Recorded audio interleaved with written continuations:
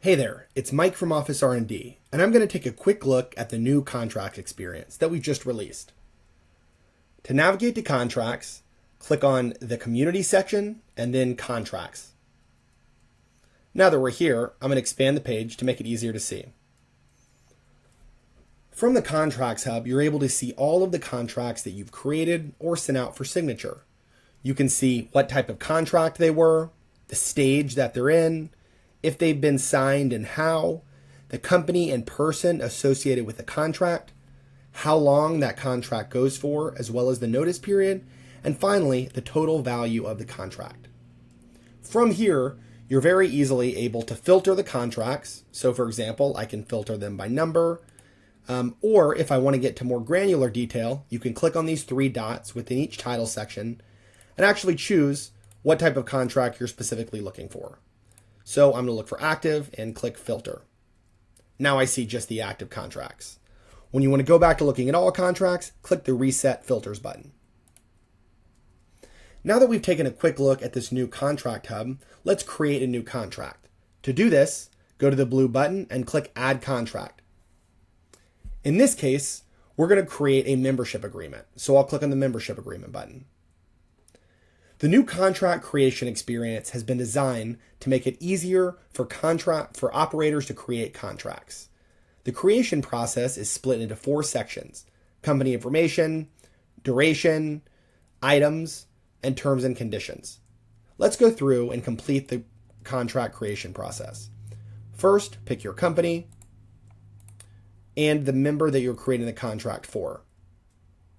Next is the duration section. From here, we're going to pick a start date and end date. A year is there by default, and we're just going to leave it with that. And then we have the ability, if we want, to allow the contract to roll over. We're going to click this. Once the period is ended, the contract will remain active with a 4% increase in price until it has been terminated or renewed. Next, we have to choose the actual membership plans that will be part of the contract. In this case, we're just going to create up a dedicated desk. If we want, we have the ability to add steps to the contract. So if I move the date back a little bit, I can say for the first half of the contract, they'll be paying $349. And then for the second half of the contract, this person is going to be paying $400. Finally, we're going to choose the terms and conditions for the contract, which is the legal agreements that's part of your contract, and then add any addendums. In this case, we're going to say there's no dogs allowed inside the office. Once we're happy with that, we can actually click create to create that contract. The contract has been created, and now let's take a deeper look at it. To do that, click on the contract number in the left-hand column. From the contract view page, we can see more information about the contract. First, click on the template view section to get an overview of what the contract actually looks like when sent to clients. You can scroll down and make sure all the information looks correct and just review it in general. The grid view is going to give you more detailed and broken down plan information, potential setup fee information, the terms and conditions, and the addendum that they have signed or that has been added to the contract.